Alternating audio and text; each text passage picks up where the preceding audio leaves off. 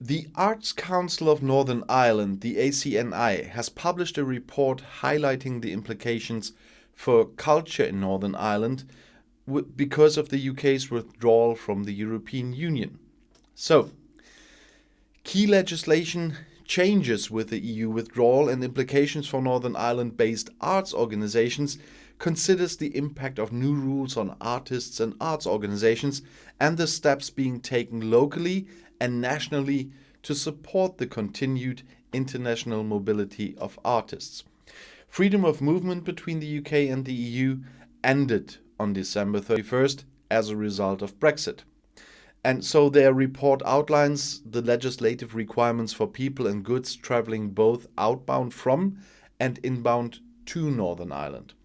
The report notes that working creatives from Northern Ireland and the EU will be subject to new restrictions such as visas and work permits, though artists traveling out to the EU for work less than 90 days in a 180-day period will not need a visa to travel. Options for artists traveling to Northern Ireland are varied and dependent on the nature and length of their visit. The new skilled worker visa system includes stipulations on work sponsors, the skill level of the job on offer, and the prospective applicant's ability to speak English to a required standard. Well, I'm wondering if I would pass that.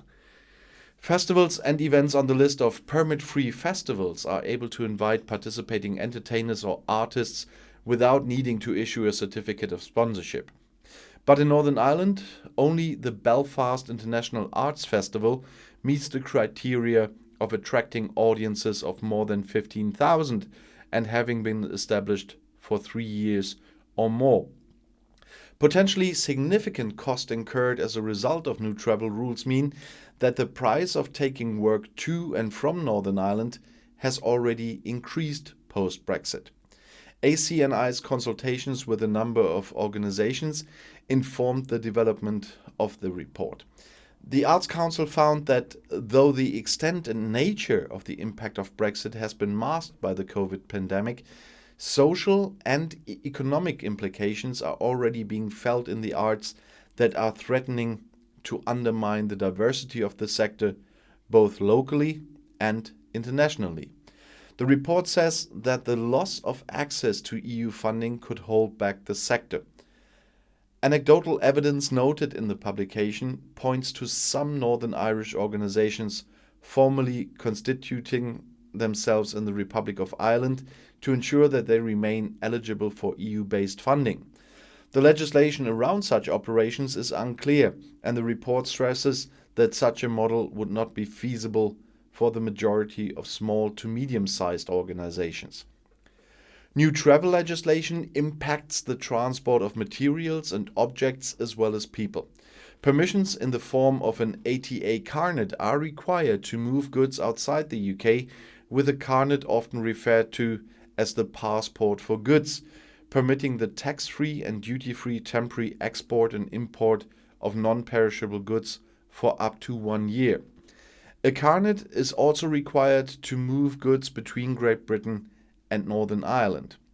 In its consultation, ACNI found that there was concern among visual artists around the difficulty of sourcing supplies and materials from Great Britain post-Brexit.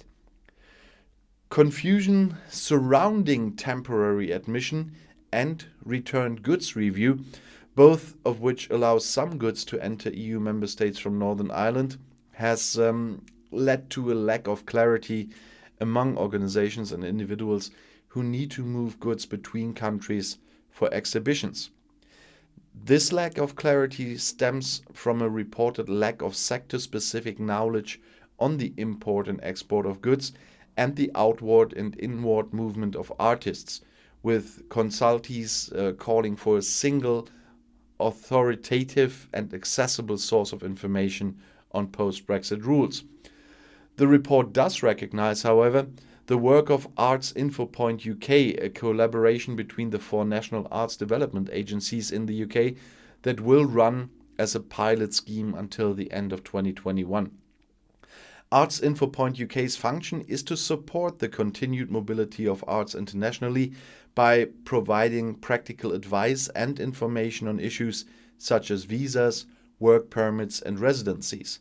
It also hosts country-specific webinars, signpost resources, and researches contemporary challenges to artist mobility. When looking to the future, consultation respondents felt that the voice of Northern Ireland's arts and culture sector in UK negotiation is weak, and its unique position demands a stronger lobby. The sector was also supportive of the creation of a dedicated reference group to support ACNI lobbying activity at both Northern Irish and UK levels. A press release stated that ACNI will continue to work closely with national and international partners to promote and support international creative exchange and dialogue. And I'll see you in my next video. Bis gleich.